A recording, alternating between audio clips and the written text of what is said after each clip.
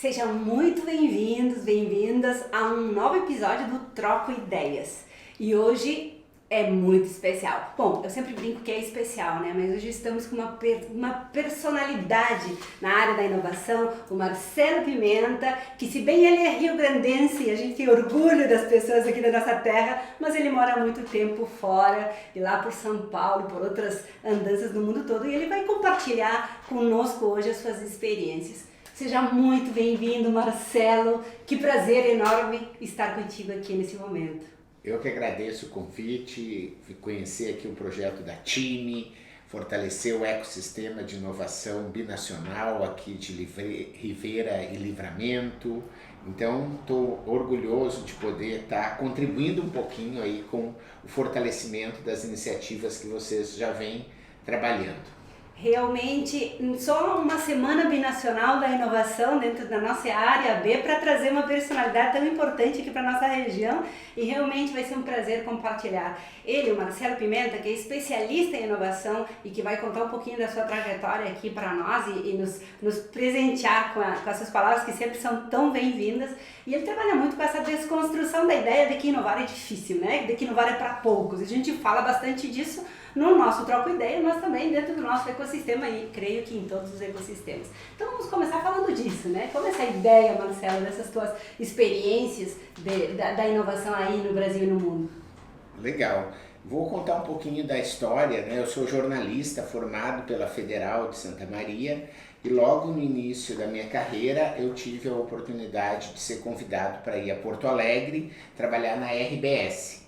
E lá na RBS a gente teve o acesso a um e-mail a partir da Eco 92. Veja, vai fazer 30 anos agora, né, da Eco 92. Ninguém sabia o que era um e-mail naquela época, né, só para a gente recuperar, em 96 é que começa a internet comercial no Brasil, e de 92 a 96 eu fiquei experimentando algumas coisas. A gente trabalhava ainda na internet discada, ela ainda não tinha essa interface gráfica do Windows, era tudo ainda em códigos e tudo. E eu comecei a me movimentar e consegui fazer um projeto de comunicação, de integração de entidades sindicais ainda em 94, usando a internet, usando a Rempac, usando a Embratel, usando os recursos que tinham, mas a gente conseguiu revolucionar a comunicação dessas empresas, transferindo arquivos que antes vinham por fax, e a gente conseguia enviar esses arquivos e eles eram impressos nas suas cidades.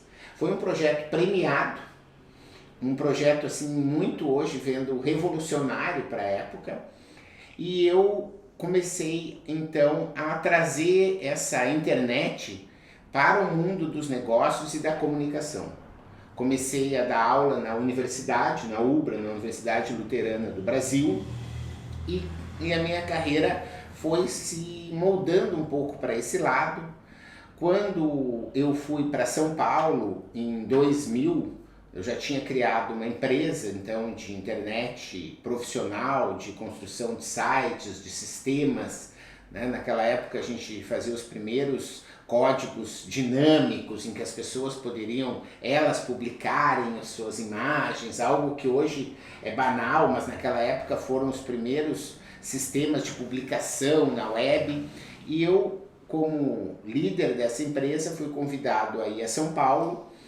E a partir de 2000 comecei a desbravar as grandes empresas brasileiras, conquistando contas aí como Camargo Correia, como os grandes bancos, né, aprendendo essa vida de executivo, visto que eu era, né, o menino do interior, o jornalista, né, que veio de Santa Maria, que aprendeu um pouco sobre internet em Porto Alegre e que agora estava numa posição de executivo em São Paulo.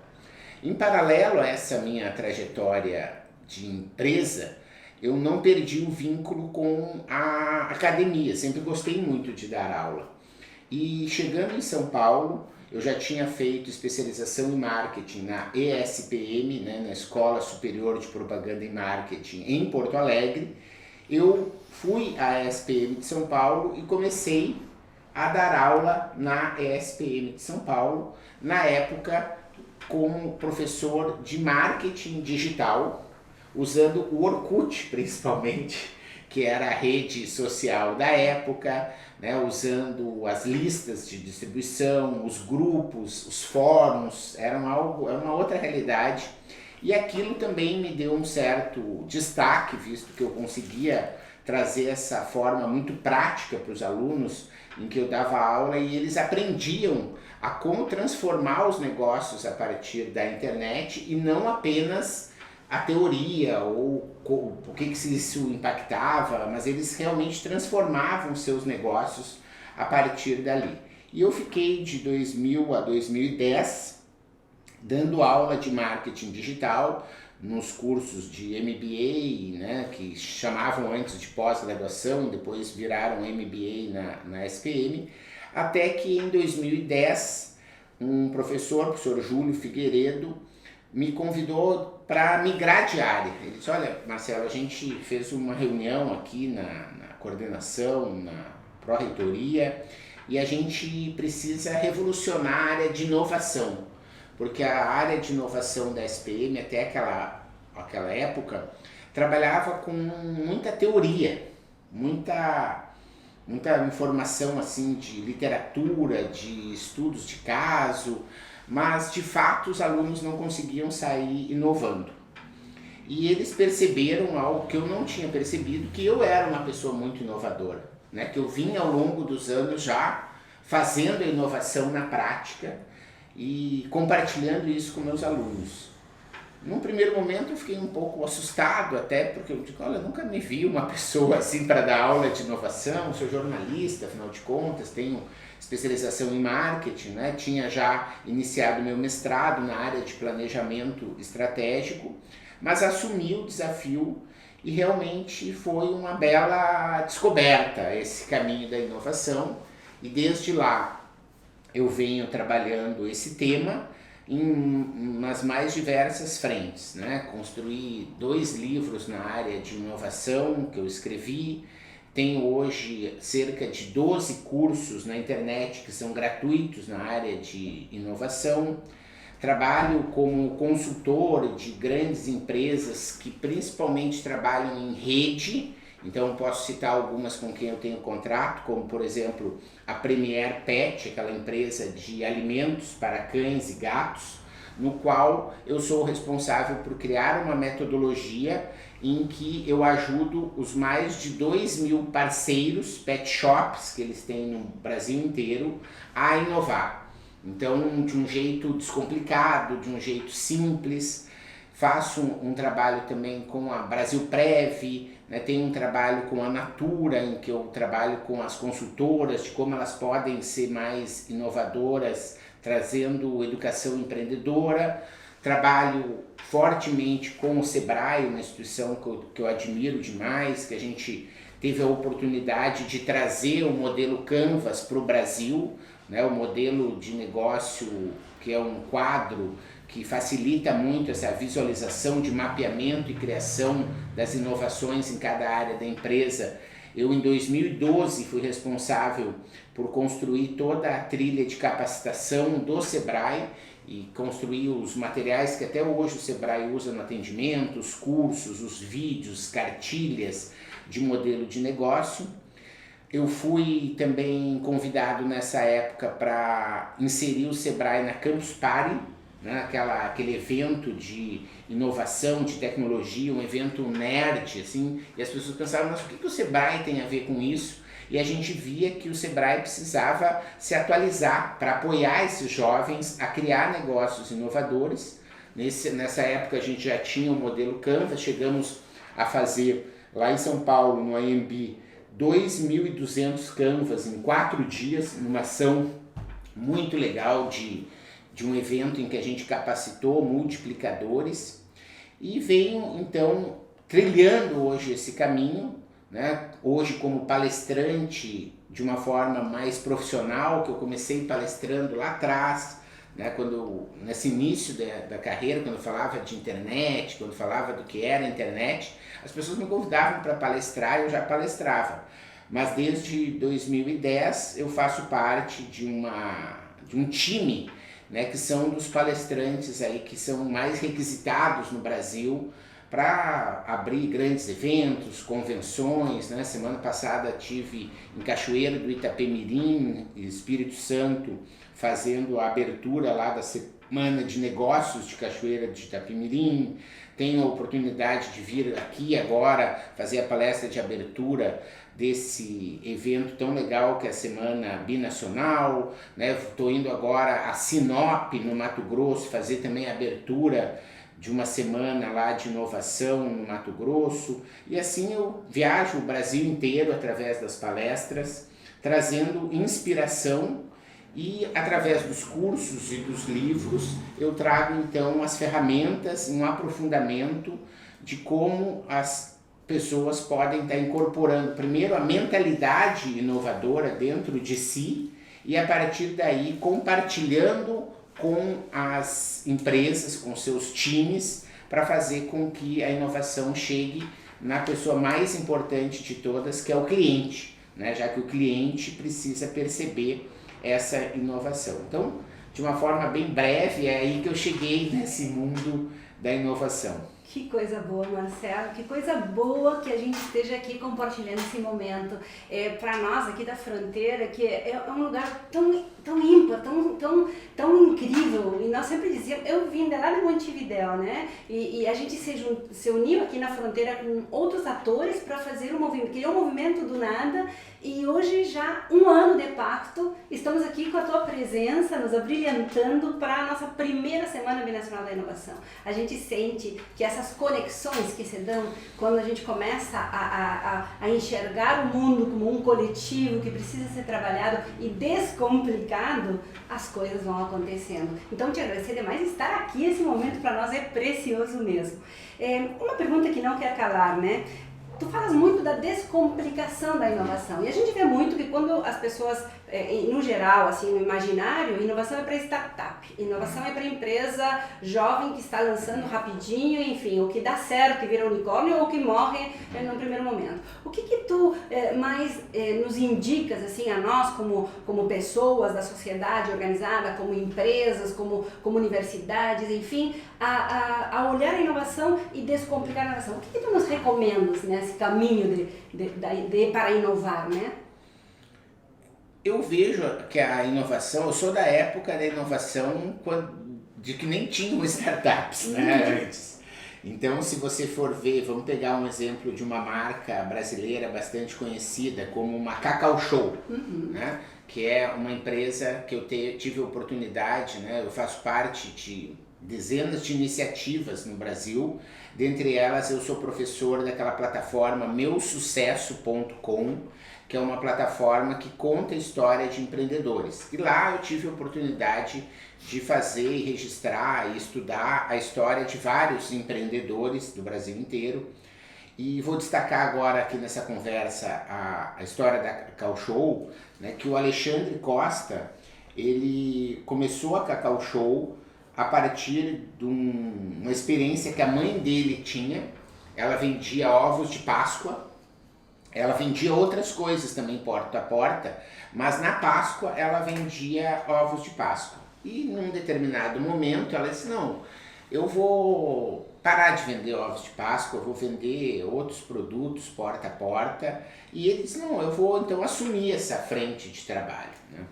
E ele então pega o catálogo que ela tinha dos ovos de Páscoa, então tem ovos lá de 50 gramas, de 100 gramas, de 150 gramas, e ele atualizou os preços e foi para o mercado, né? E você sabe como é essa venda porta a porta de ovos, você vai encomendando, né? As pessoas vão dizendo, eu vou querer 2 desses, vou querer 3 desses, até que ele chegou na fábrica que vendia e produzia os ovos de Páscoa, com a lista de todas as encomendas, e o rapaz lá disse, olha, tudo bem, ótimo, maravilha, mas tem um ovo aqui, que é esse ovo de 100 gramas, que a gente não produz mais. Eu não tenho mais na linha de produção, não tenho mais a máquina, vendi a máquina, mas os outros todos eu vou te atender. E ele ficou um pouco assustado, né? Porque afinal de contas ele já tinha vendido ovos também de 100 gramas. E ele disse, mas eu não vou desistir, eu vou ver o que eu vou fazer. E aí ele foi naquelas lojas que vendem chocolate, vendem formas, né?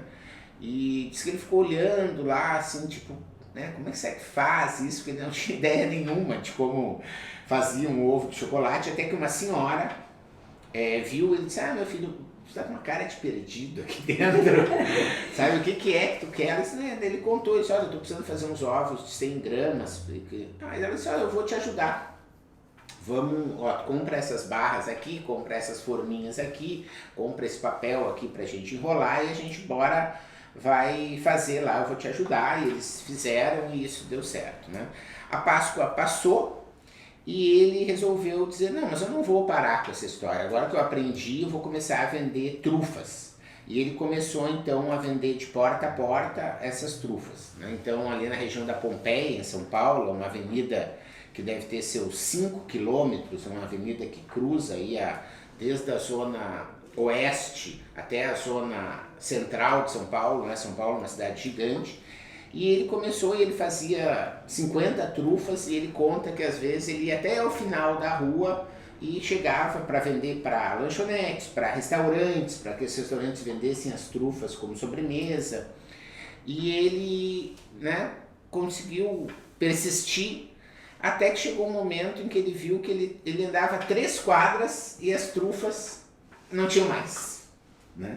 E ele resolveu então empreender um negócio, né, só para as pessoas poderem entender como a inovação ela começa de um jeito simples, às vezes casual, inesperado, né? E hoje a Cacau Show é responsável por ter a maior planta industrial num único local de produção de chocolate do mundo, em Tamboré. Não existe Godiva, não existe Nestlé, não existe Mondelez, ninguém tem essa capacidade de produção num único local como tem a Cacau Show. Hoje ele tem vários, a gente estava falando de modelos de negócio, né? Hoje ele tem lojas próprias, ele tem franquias, ele tem containers, ele tem tabuleiros em que microempreendedores individuais podem comprar uma pequena quantidade para vender no metrô, vender na parada de ônibus. Hoje ele tem café, hoje ele tem picolé, hoje ele tem uma infinidade de produtos e mais que isso, hoje ele tem 7 patentes. Sabia disso? 7 patentes.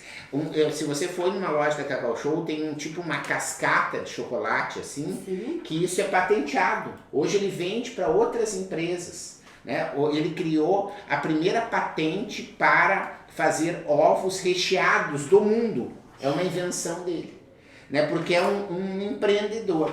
Então, o meu objetivo aqui com essa conversa, essa história que às vezes você coloca numa pessoa só, mas é inspirar quem nos ouve a entender que você pode começar também do nada, sem recursos. Ele não tinha dinheiro nenhum.